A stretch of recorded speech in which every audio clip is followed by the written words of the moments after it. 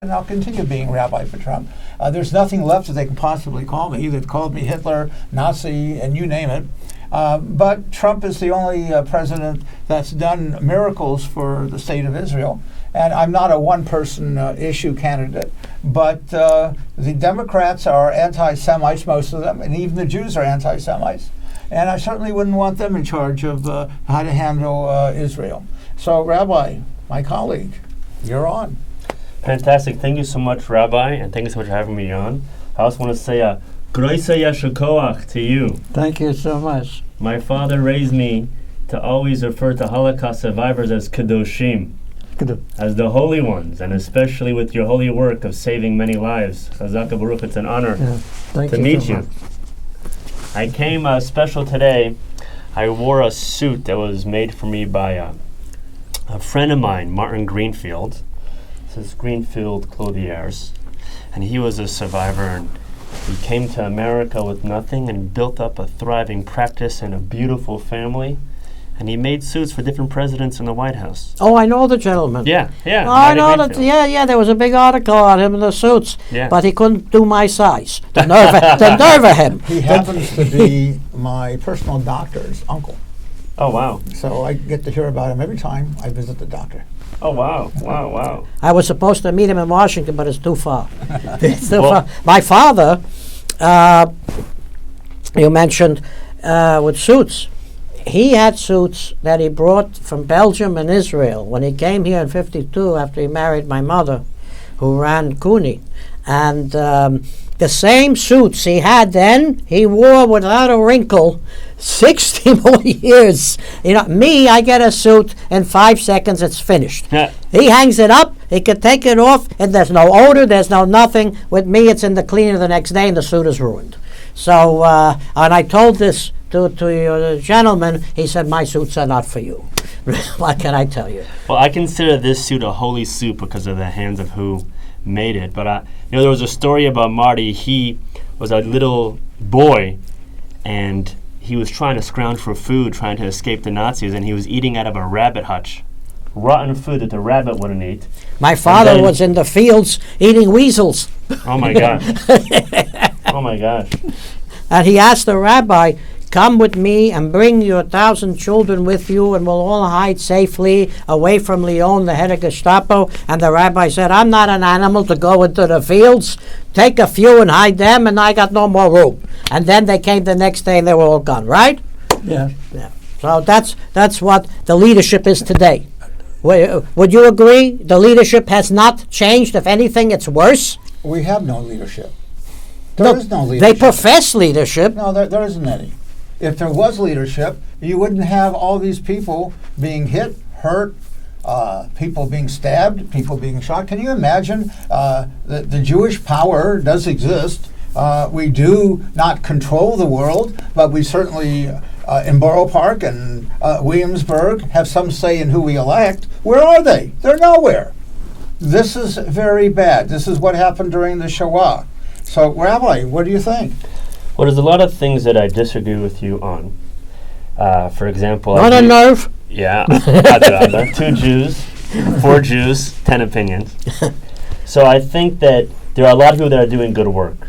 And I like to say Who? You want to go through names? Yes, give me some names. I'll know them all. So you have let's see. No, we're talking about self-defense. You're talking about Israel, you're talking about anti-Semitism? Only the issue of self-defense. Self-defense. Well, there's a lot of topics you brought up, and I would say there are a lot of Democrats that are pushing for Israel. There are a lot of self-defense. If I come and smack you, and I keep smacking you, and I smack other people, it just is a sign there that says you have a right to go smack everybody. You know, the true story is I was coming back from a funeral, and I happened to be in Borough Park on the way back, and this gentleman decided to pick on this woman. I got out, stopped the car, and smacked him one. I'm an old guy. I put him on the ground. Why do other people not do that? That's the question. So you've asked me twice for my opinions, so I'm going to try and get through without you saying your opinions. Okay, does that sound fair? Go right ahead. You're very strong on your opinions about self-defense. But I have no opinion. if you want to hear my thoughts, I'll share you my thoughts if you like. Yes. Okay, here's my thought.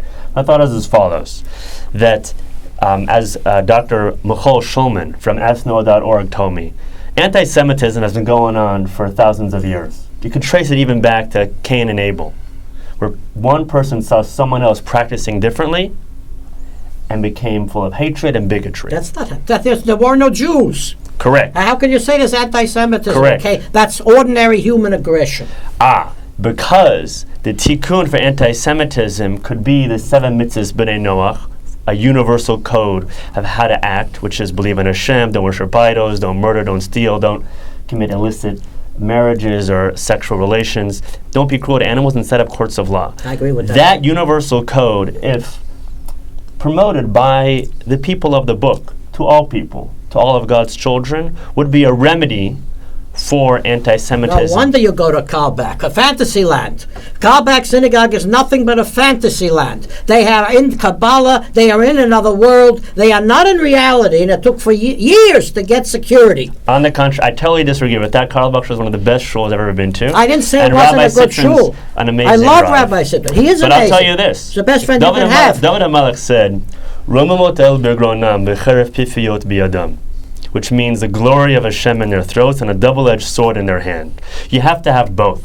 You have to fight back with swords and fight back with divine wisdom. No, so That where is are the the key. swords? That is the key. We're asking where the swords are. Okay, but you didn't ask me this question before I came. You wanted to hear my thought. I'm talking about divine wisdom. No, Okay. we're asking. Yeah. We're All right, asking. fair enough. Let me But tell no, you- wait. Yeah. We're asking a very simple. When my father was in the war, he had to shoot, and he had to defend.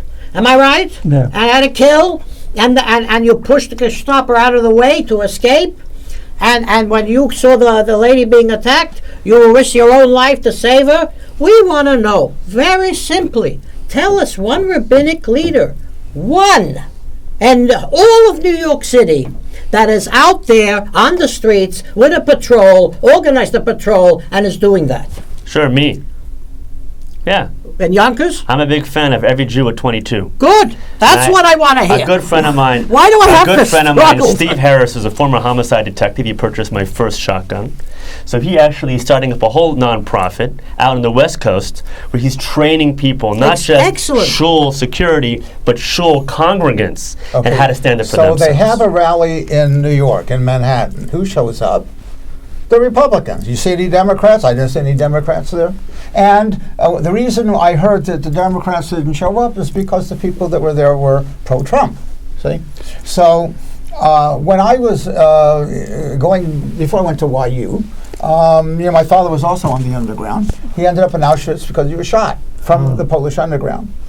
And so I wanted to make sure that I could defend myself, and I took karate and judo at a very young age. And that's why at least I was able to defend myself. I don't see these synagogues speaking up. I don't see it. The so-called groups that are supposed to take care of anti-Semitism, the establishment, I don't see it. Now they call for the JDL. Well, we know about the JDL. There is no more JDL. There is no JDL. Since Mayor left, there is no That's right. Oliver Sholem. There's no JDL. And we supported Mayor Shaminakum Kahana. Damov. We supported Rabbi Kahana. And why do you allow people to make mincemeat around the world of Jews? In Germany, in France, in Britain, you name it. Belgium, Belgium. Holland, even Italy, and especially Israel. Especially in Israel. Now, we are friends and supporters of Netanyahu. I hope he wins. Who knows? But what's going on there is kind of ridiculous. You're going to ask the Arab parties to be part of a unity team? What, are you out of your mind? They are out of their They mind. have to be completely out of your mind. That's the answer. They are out of their mind. This is not the Israel my father fought for. They fought to remove the Muslims who wouldn't have peace, still don't want to have peace. And the Bible says you offer them peace. They don't want peace. You get rid of them, every man, woman, and child. That's in the Bible that everybody reads and accepts. And they follow it, but Israel doesn't. But I'm very happy to hear about your friend who is doing what is necessary. And I might add what Rabbi Rosenberg said, the ones who are after Trump are the Jews. The witnesses are Jew from the Ukraine, the most anti-Semitic, Nazi-helping country, elected a Jewish comedian as a president, and we have nothing but a farce since. And the witnesses coming against Trump are Jews. And all the crooks who tried to frame him are Jews. And all the people trying to frame Netanyahu are Jews. And who do they now frame? Our enemies. They never go after our enemies. Why is it? Why is it you never find, and I know them all, one synagogue that goes after our enemies in any meaningful way?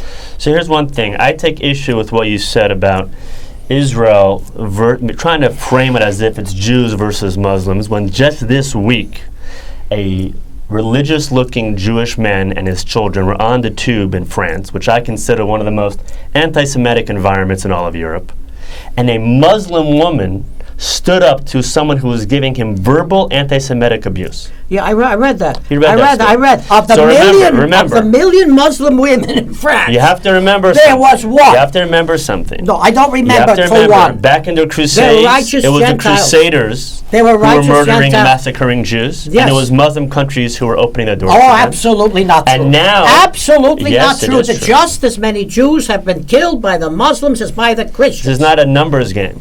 Well, the What do you point mean over it's here not a is numbers it's not a game? numbers game. The point over here is whoever has a bigger mouthpiece in their religious communities can direct how it's going. So here's the thing.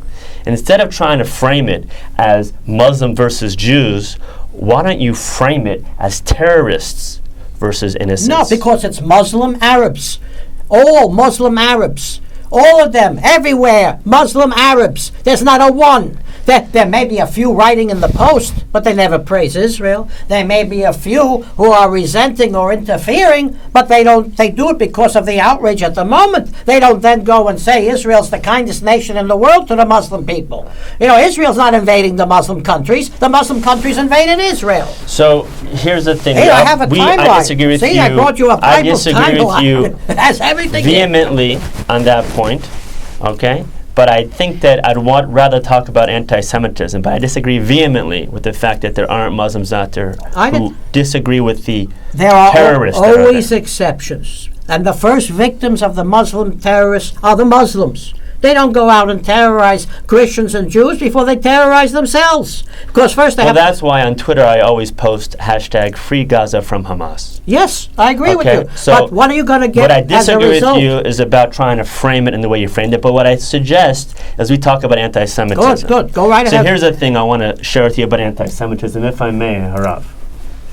So there was an anti-Semitic attack years ago, and my spiritual leader, the Lubavitcher Rebbe, wrote a letter about it, which I think has a very powerful lesson. And this is an antidote to the sickness, which is bigotry and hatred. Causeless hatred. What? Causeless hatred. Causes hatred, right. Here's what he wrote. He said like this. He said, Adam and Eve were created as one couple. Why didn't HaKadosh Baruch Hu make 10 couples? Right? Right. Why only one? Right. So the Rabbis wrote, so that no human being would ever feel that I have supremacy over another. That we all come from one. And therefore we all have the same great-great-grandfather and the same great-great-grandmother. At the end of the day, anti-Semitism is a sickness of hatred, and it's very often the Jews who are the canary in the coal mine. And when the hatred starts with them and goes unchecked, guess who's next? Other vulnerable innocents. Everyone, but we're and first. therefore, the antidote, the reaction is to say, let's arm ourselves and fight back. But the antidote to prevent it from happening in the first place is to recall and promote the idea that we come from Adam and Chava, and we have to promote a universal code that unites us all as humanity. Okay, so here's my answer. Adam and Chava were not Jewish, so I really couldn't care less. That's number one, okay? Avraham Avinu, yeah, makes us cousins. I've had more to do with the Muslim community than most any rabbi, and in fact, I helped them when no other rabbi was doing it. Now it's the fashion. When I was doing it, it wasn't the fashion, okay? But they stabbed me in the back. So they stabbed me in the back, I stopped helping them, okay? Who stabbed you in the back? Muslims. Who? Muslims. Which imam? I can't give you which imam. Okay, I was chairman of a Holocaust interfaith program in Edison, New Jersey, since the beginning, and they allowed the Muslims the imams, to be involved in the service. So Hot Tikva is part of the service. They decide they're going to sit it out during Hot Tikva. Okay. Then they decided the following year they would walk out before the Hot Tikva. Okay. Now, I tried to, since I was president of the ecumenical group, I tried to have some patience. Then the imam decides to get in front of an audience and blaspheme the state of Israel. Well, that was the end of my patience, so I resigned as president and can tell you, you cannot trust them. I'm sorry. I don't trust any imam. I don't care what he says. I don't care what he does. By the way, hatred of Judaism, anti-Semitism is from the beginning. There's no explanations. They hate us. They will hate us. And the only way to get back at them is to punch them out. There is no other way. Dad, do you agree? Yeah. With your own experiences, did you ever find, while the Mufti was the ally of Hitler, and he had the Muslims in Jerusalem doing pogroms from the 20s through the 50s, did you ever find that there were Muslims, not in Albania, they certainly were friends, and they certainly weren't in Serbia and Herzegovina and so on. But did you ever contact, once you got to Palestine, with Muslims who were looking forward to a Jewish state and were welcoming you coming there? Yes. You did? Well, no, no. They didn't. They didn't let the Jews in to Palestine. The Muslims were behind the British, keeping you out. Yes. And they attacked you all the time. Right. And you had to join Gavati as a reprisal unit to protect communities from the Muslims. Right. And these are Muslim Arabs. Yes. Now the Muslim Christians are victims of the Muslim Arabs, but they weren't your friends either. No. There's no Muslim Christians. The Mufti of Jerusalem. I mean Arab Christians. The Mufti of Jerusalem. Once again, you're trying to bring it back to this point, trying to frame it in your way, which I vehemently disagree with. And I would suggest like this, that if you want to fight someone nowadays, the battle is not just with guns and sticks, it's with information. The war today is a war of information, right? People nowadays went from saying, let's have a two-state solution, to from the river to the sea, which basically is a call for the genocide of Israel, as we know. As a result and of when education. you say that there's a lack of zeal from what they fought for in the beginning, I can buy into that.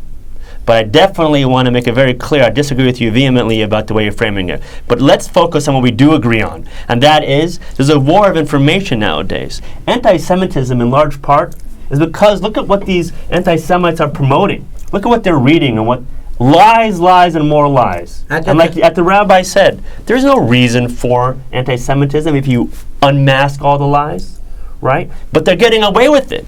Like he said in his story, which is a terrible story, they're getting away slowly but slowly and seeing how much they can get away with. I see on Twitter and social media people saying that Israelis are Nazis.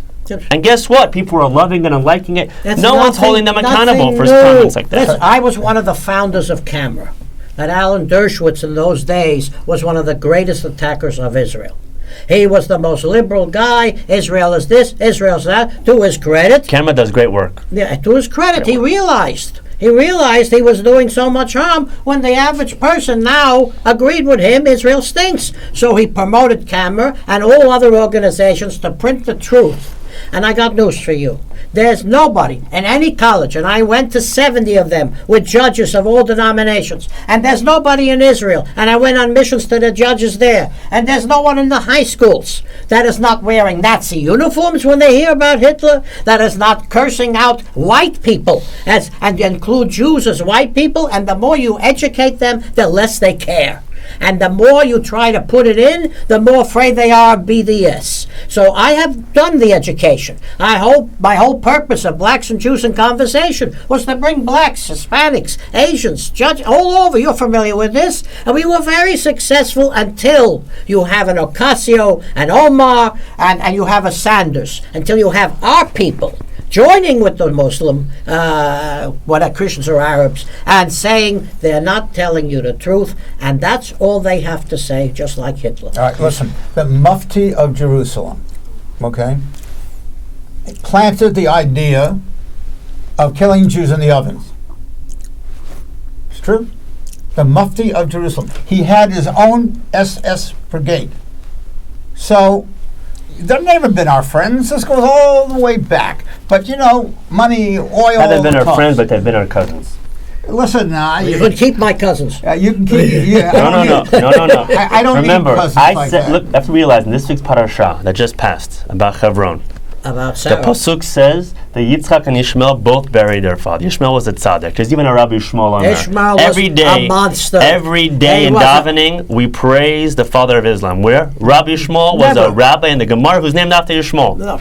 100%. listen, Ishmael 100%. was But a, here's the a thing. killer Here's and the a thing. murderer. That's And he all did tshuva. And he became a tzaddik. When he Such died. a big tzaddik. When Rabbi he- Shmuel when he is died. the name that we say please. every day in You davening. see? You have a right Yeah. to what you're saying. Yeah. Okay. You're defending our enemies. But Well, here's I the thing. Here's the point. With all Yeah. due respect, when it comes to the information age, stop looking towards the past of the muftis years ago. Look what's happening now. There's a lot of people that are fighting this fight of information. Hen Mazik, Jonathan Al-Khoury, Ophir Dayan, on campuses. And I may lose my contract for saying this, but BDS, to understand BDS, remove the D. Okay? Because I am they the are leader. trying to That's call it. for I a am- genocide Well of said. Israel. I and am of Jews. one of the leaders nationally in fighting BDS. Okay, in Highland Park, Edison, I was one of the leaders to stop P is for Palestine from getting into a library. Excellent. And we did everything we could. We fought her. I was supposed to be on Fox, and they told me not to be on Fox because she wanted to be on with me, and I refused to give her the PR. So eventually, Call her. believe it or not, the library, the township of Highland Park, allowed her to speak. But we messed her up, but good. We had over 100 people. We picketed them. And inside when she was speaking, we made sure there were no seats for anyone else but our own people. And after an hour and a half, everybody left. And by the way, do you know the only people that did show up besides the few demonstrators? Guess. Our own rabbis from the Satmar were there, okay? And they were told a few things. So we're fighting. We're fighting hard. So I want to thank Yeah. you all. We're coming to the end. I just want to add that I will be on Fox Cable, Fox Nation, and next month about Maya Kahana, Oliver Sholem, and Benjamin Kahana, Oliver Sholem. Hashem Yinakim Domov, may Hashem Yeah. avenge his memory. Bruce Bolter always asks me those words. Thank you. Yeah. And I cannot remember them. And I want to thank you and wish you for peace and a good Thanksgiving. This is Conversation Shannon Taylor. Shkoach. Shkoch. Shkoach Harav. Shkoch. Shkoach.